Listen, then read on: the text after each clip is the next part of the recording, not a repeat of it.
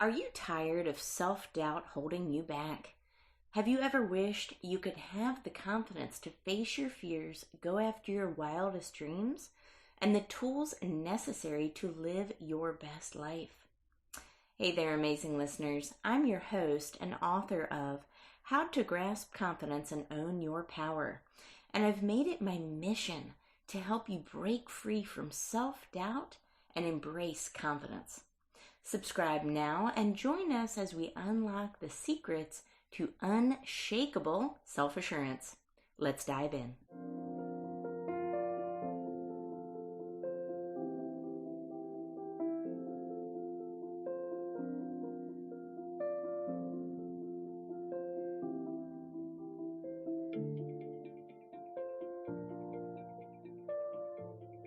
Hello, everyone. Thank you for tuning into the show today.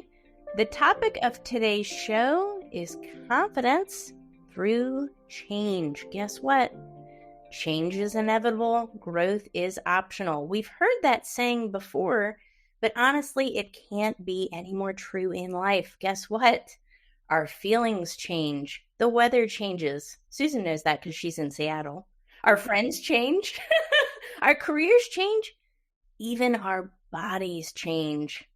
So who better than to talk about confidence through life's changes other than my next guest?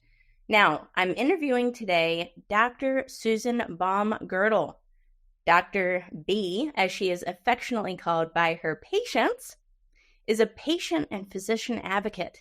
She's also a board-certified internist and the best-selling author of the Menopause Menu, taking the world by storm. Dr. B, thank you so much for coming on the show today. Susie, how are you doing? Hey, Tara, so glad to be here. Thank you for having me. And yes, it's a great overcast day here in Seattle, but there's hope. The weather will change. The sun's going to break through. That's right. So you're in Seattle. I'm in North Carolina. We're on opposite ends of the United States here. But what I love about this, topic of change, a lot of people are afraid of it, Susan, aren't they? They are terrified of change. And you and I have talked about this. And we've both gone through really, drastic career changes.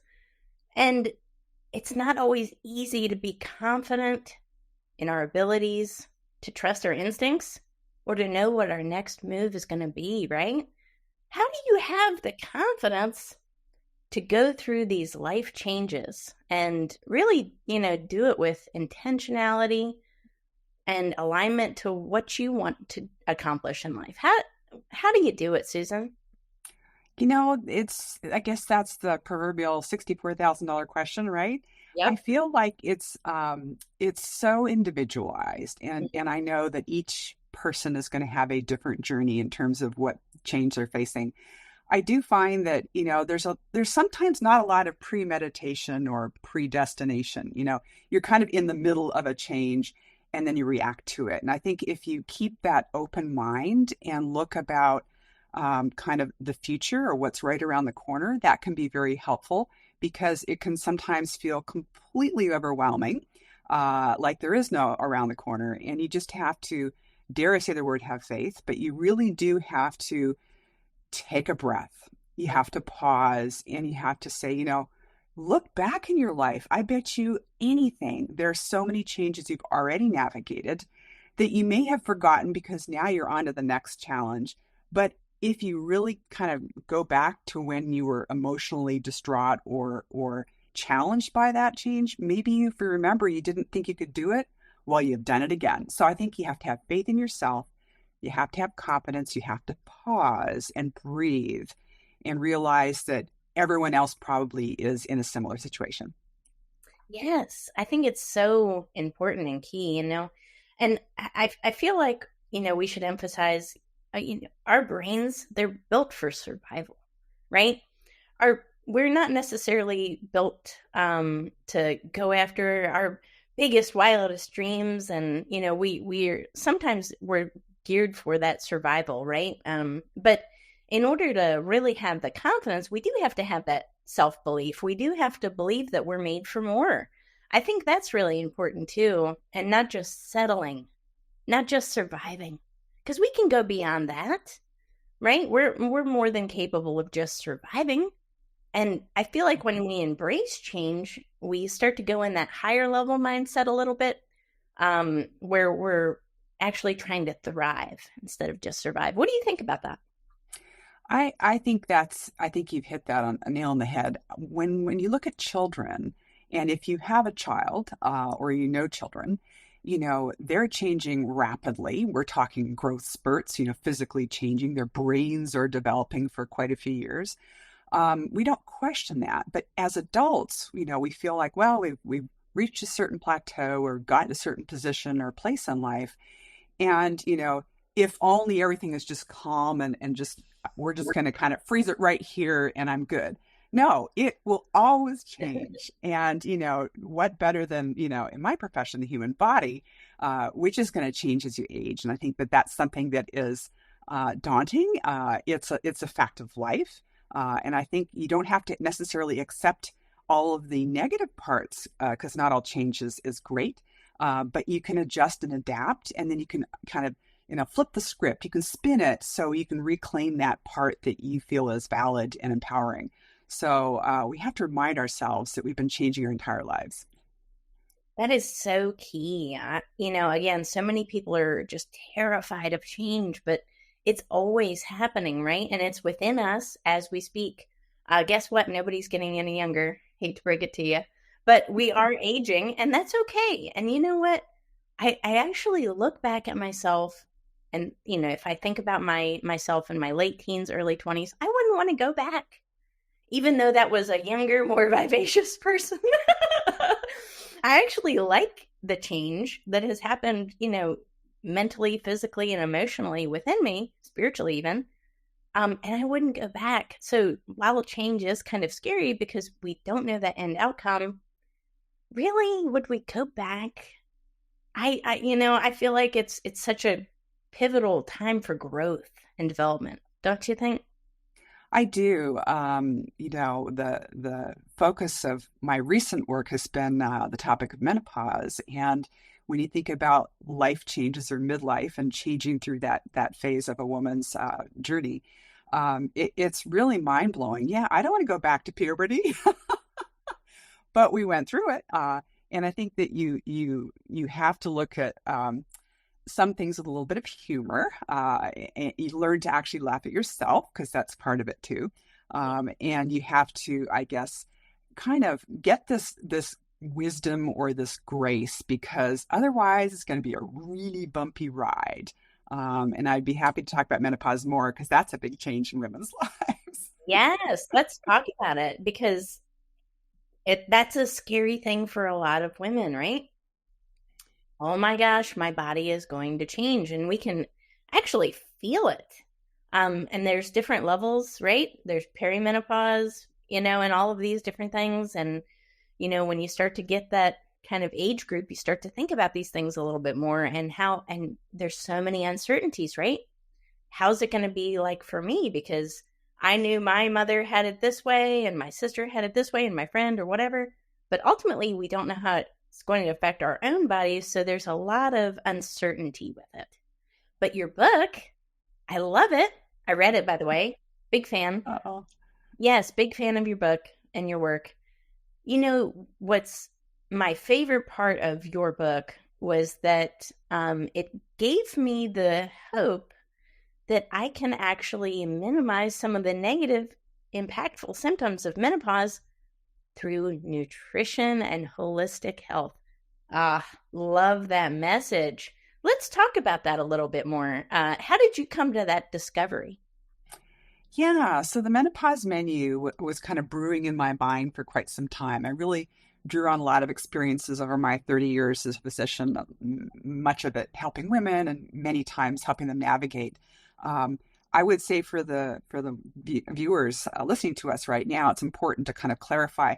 It can get confusing in terms of the terminology. So premenopause is before menopause. Usually think someone's in their 20s and 30s. Peri means around, like perimeter. Peri means around the around the time of menopause. And so that's typically, into the 40s and maybe late 40s. Menopause, by definition, is 12 months after your last period. That's for women who still have a uterus and are having menstrual flow. And so postmenopause, post means after, that's all the years after. So you could be 99, you're still postmenopause. Just means you're done with it.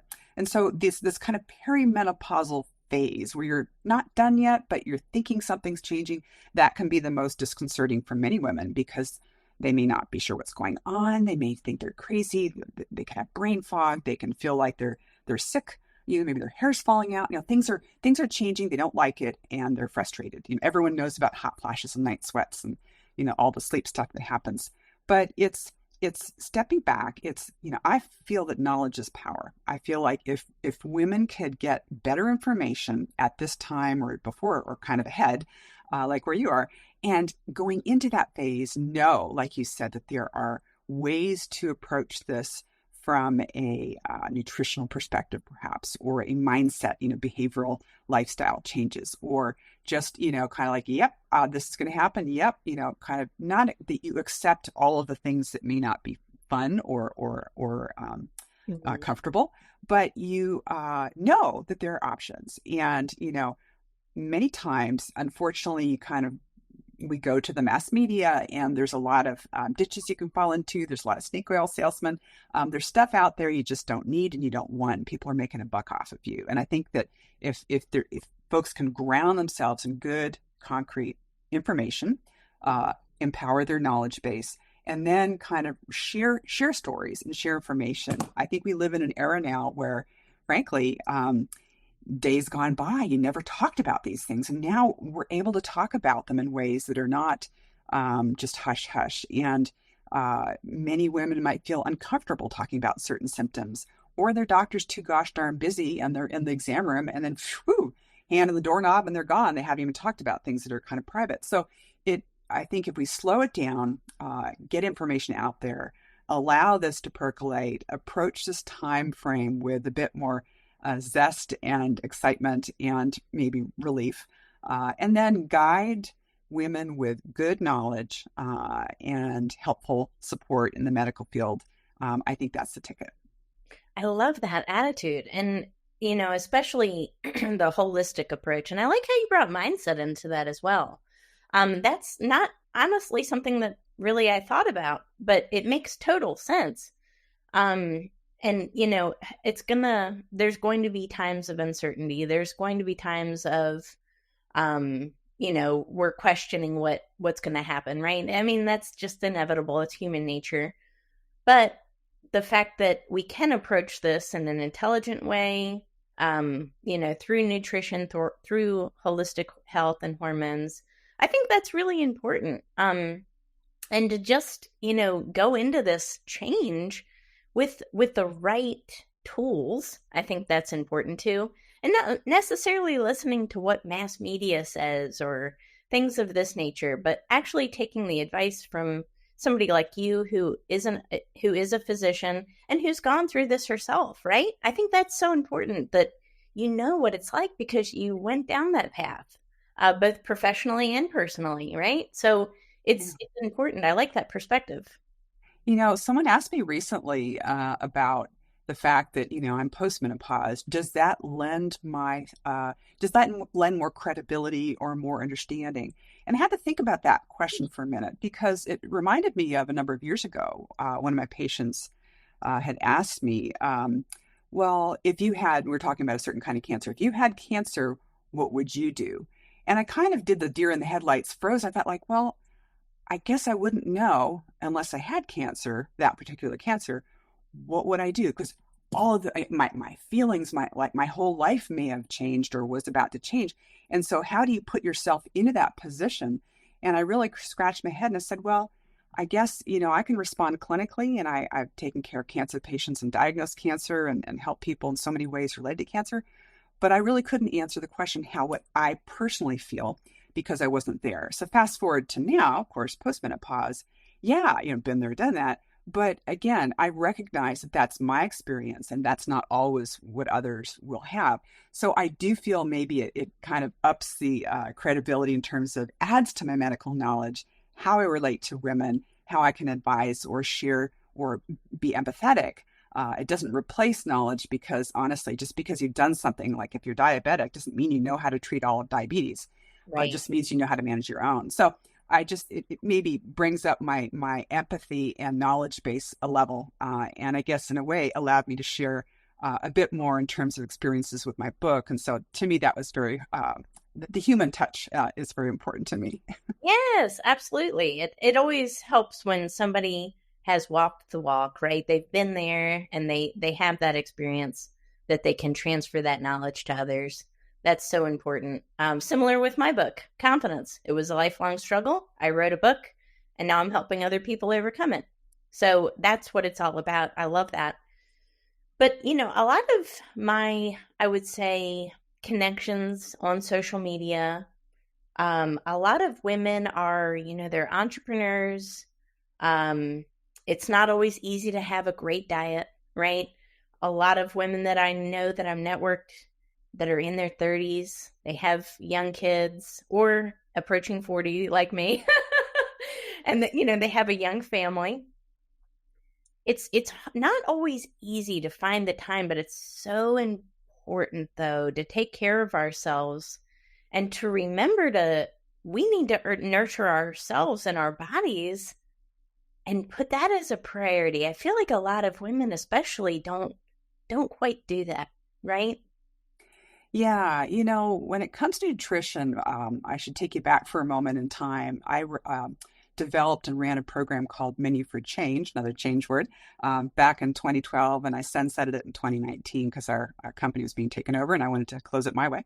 But it was a program that Menu for Change that really embarked on this great journey with a group of patients, most of them women, who wanted they were drawn to this program for weight management, but it really turned into more of a wellness program. And I had nutritionists, acupuncturists, naturopathic docs, exercise physiologists, psychologists, you name it. It was just really a fantastic, very deep layered program.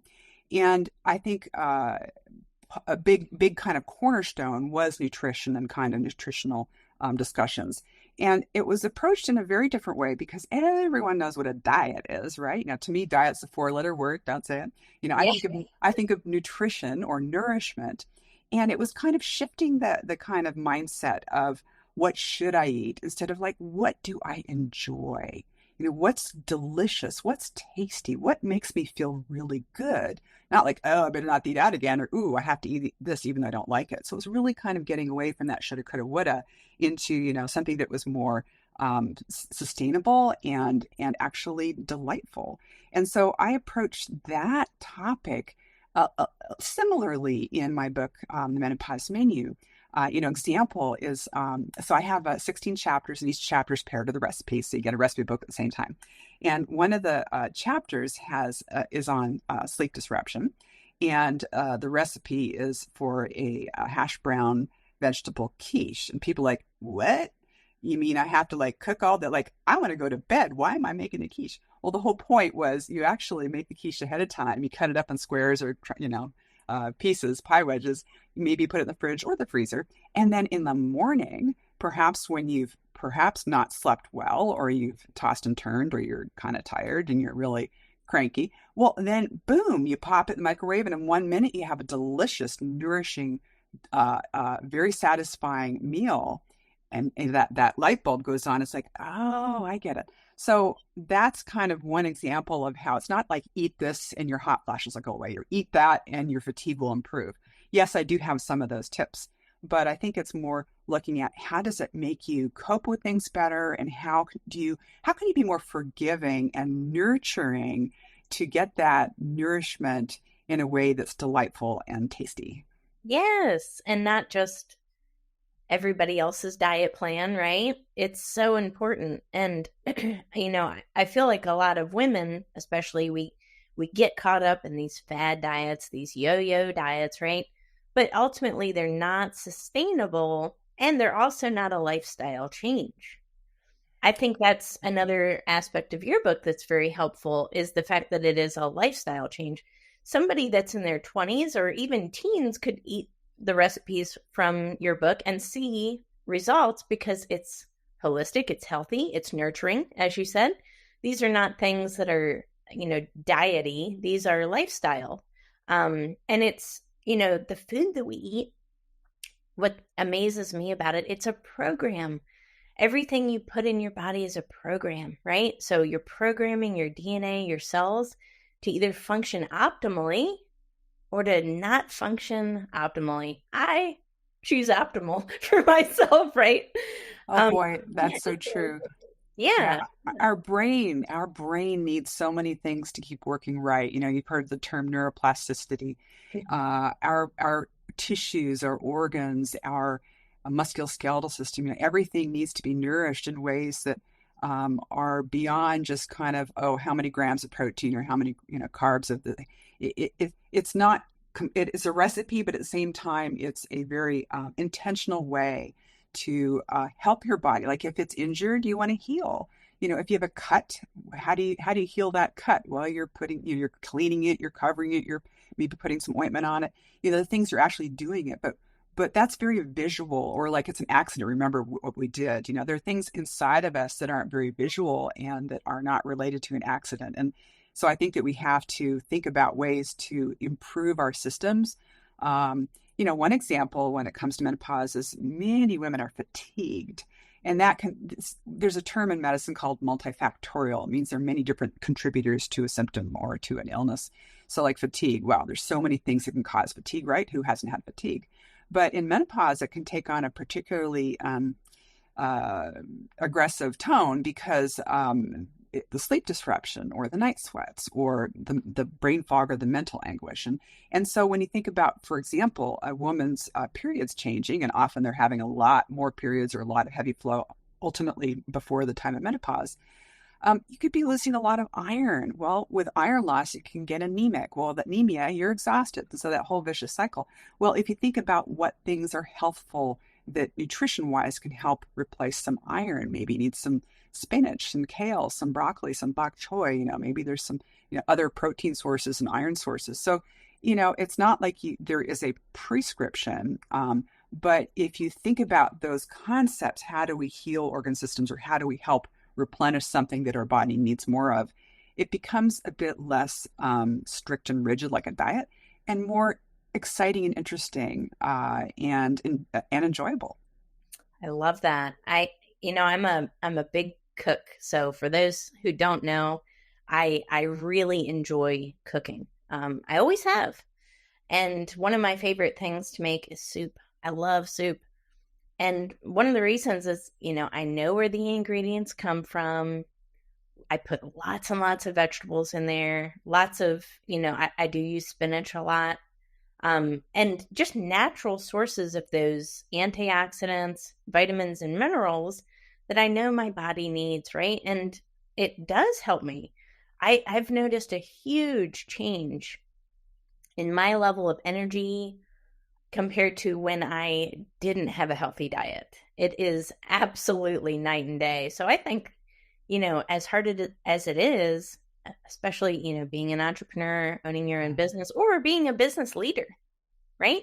Yeah. I feel like that's important too, Susan, because, we have to have the energy to lead our business. We have to have the energy to lead our teams, to be there for our clients, to make the amount of money we want.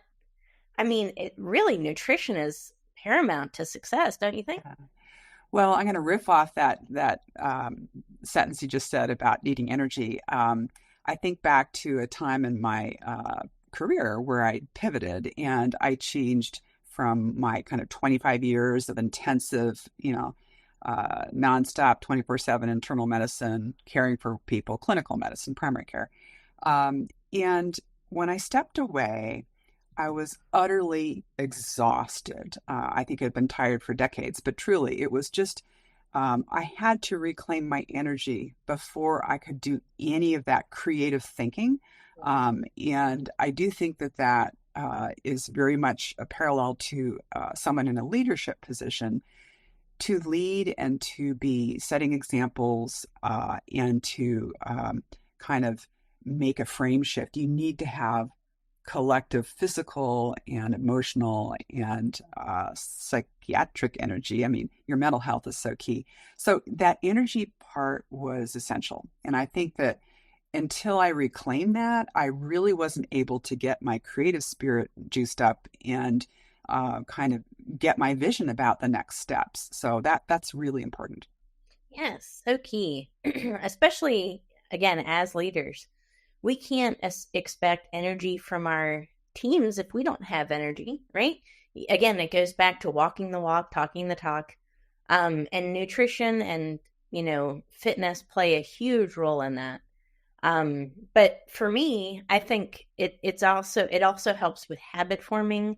It helps with discipline, helps with consistency. So I found, through my work that it's habits and consistency that people lack in. I don't think people are generally pretty smart, but we just need sometimes a framework and consistency and some habits.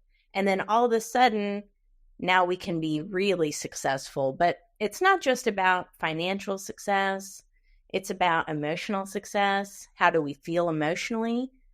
It's about spiritual success. How are we growing, right? Physical success as well. I think incorporating that mind, body, soul into our ultimate success plan is really what sets us apart for that longevity, right? Because again, it's not like a diet. This is not a short-term fix. This is a lifestyle change. So important, don't you think? Yeah, I think the short term is always going to lead you into the ditch. I think, you do have to react minute to minute, hour to hour. Your day to day goes by really quickly, but that long-term planning, it really has to be intentional. Not every moment of it, but you really have to kind of look at the framework. Where are you going? What do you want to accomplish? What do you want to be? How do you want to grow? How do you want to change? And I feel that again, some people are stuck in a particular job or position, or maybe lack of job, and so they feel overwhelmed. And I think that you have to connect with someone, either a friend or a mentor or a colleague or someone that you maybe a relative, someone who can really kind of get you into a slightly different perspective and allow you that moment to pause and to realize that you can take a breath and see a vision that's different. I love that. Take a breath and see a vision that's different. Because we have to have we have to have a sense of self-advocacy. We have to, be responsible for that vision, regardless, because change, like I said in the beginning, is inevitable. It's going to happen. So let's all remember this, that change is going to happen. Set yourself up for success through change. Don't avoid change. Set yourself up for habits for success that can lead to that longevity, right? That is so important. I know this is something that's been on my mind, as far as my age bracket goes, with menopause. So I'm excited. I feel like I have a tool now, a set of tools that can help me through that change. And since I finished reading my book, I gave it to my mom, and then I'll give it to my sister on Thanksgiving. So we'll just keep passing it around. But I think it's really important, no matter who you are, that embrace change and just make sure you have a framework that sets you up for success. And certainly with menopause, if you know anybody in your life that is going through that, even if they're younger, guide them through the nutrition now so that it becomes a habit, so you don't have to learn something new when you are ready for that menopause to come into your life, right? Yeah, and no need to shame either yourself or others. If you want to scarf down a pizza and have a glass of wine or beer, go right ahead.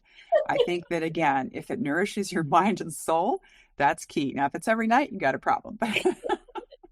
You're speaking my language with wine and pizza. That sounds like my Friday night hurrah. I like that. But it's okay. It's okay to not be perfect. Nobody's saying, you have to be perfect. but it's about, moderation of the things that aren't great for you, and then an influx of things that are nourishing and beneficial for you. If we have time, I wanted to read from my book. Yeah. And there, if you have it in front of you, it's page 90. So we're talking about change, and we're talking about navigating change and kind of helping others. And there's in my program, Menu for Change, in the past, there was my favorite visit was the 3-month visit. And it's when a patient would come in and they would, we do some blood work, we check their blood pressure, we measure their weight, and they would dialogue with me. And they've been working with the other team members all throughout. And so you can kind of close your eyes and almost imagine this is a screenplay. So walking into the exam room to greet my patient, she has just stepped off the scale. Me, how are things going? Patient, sighing. Well, I don't seem to be doing very well. I've only lost 4 pounds, so I'm quite discouraged. I don't think this program is working for me. Me, well, let's review a few things together. How is your sleep? Patient, oh, I'm definitely getting better sleep now. I only wake up once, but fall back asleep easily. Me, nice. How is your energy? Patient, my energy's better, which is good news. Me, glad to hear it. How is your movement routine? Patient, well, I'm doing the Monday exercise classes. I now go for walks at lunch, and I'm thinking of taking some kickboxing classes. I've always wanted to try that. My back is doing better too, and it no longer hurts when I pick up my dog. Me, excellent. How is your nutrition going? Patient, I don't skip breakfast anymore. I actually like eating breakfast, which is strange because I never used to. I tried a few new recipes that I like, and now I'm batch cooking sometimes on Sundays. So my work week is less crazy. Who knew I could cook? Me, that sounds quite promising. How is your mental energy and focus? Patient, great. I'm feeling really productive at work. Even others have noticed. Me, so your sleep is better. Your energy's better. You're moving your body more. Your back pain is improved. You're having fun with new nutritional ideas, and your mental focus is great. Your labs are also dramatically improved. Cholesterol's down. Glucose control is better. And your blood pressure today is normal when it used to be borderline high. You've been gaining 3 to 5 pounds every year for a while, and now you've just lost 4 pounds in only 3 months. I'd say that this is all pretty awesome for just 3 months into this new program. Patient, perking up. Well, now that you put it that way, yes, this is the best I've ever done for myself. I'm so excited. I feel great. Smiling, we enthusiastically hug each other as sunshine filters in through the windows. I love that. We can get as critics, can't we? Yeah. And to kind of mirror back on someone else, the changes they're making, which are subtle maybe to them, but to me, they're huge. And then reframe it and kind of say, wow, you're actually doing great.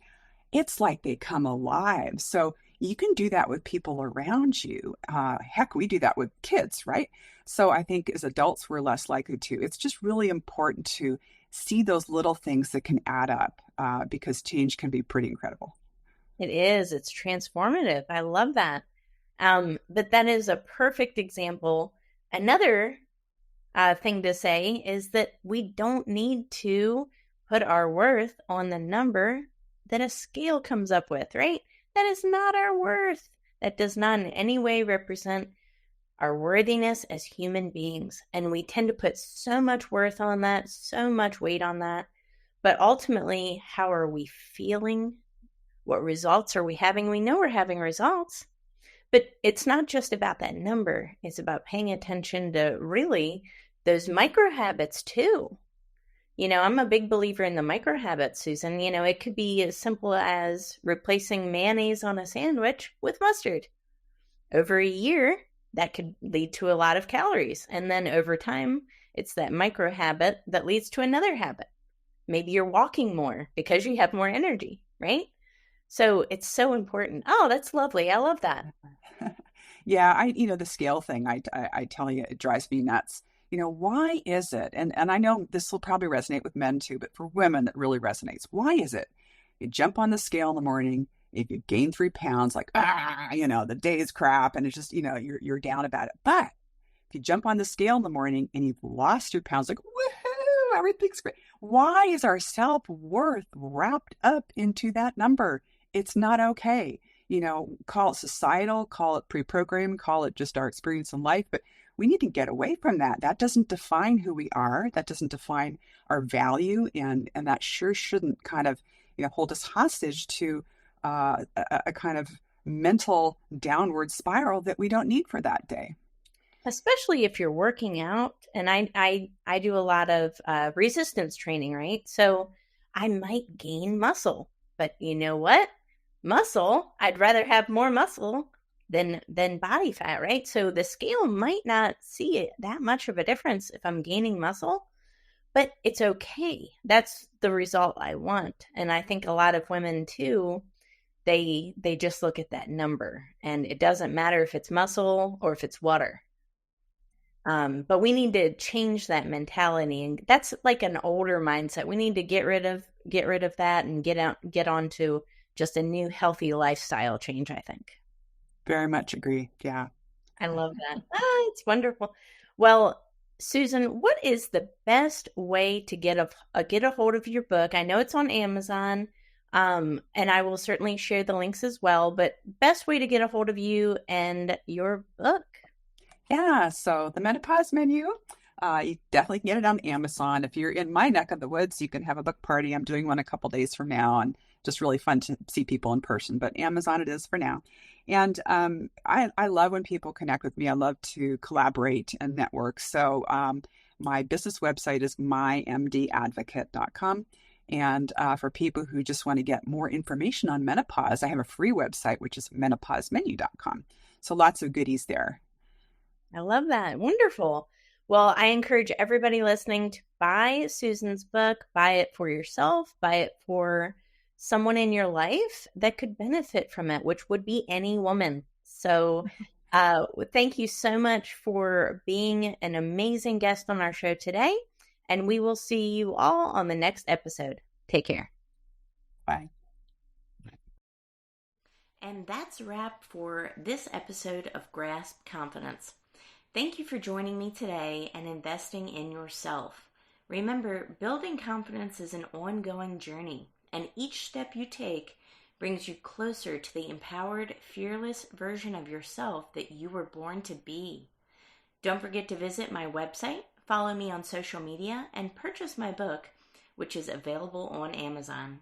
Thank you for listening. We will see you on the next episode. Stay confident.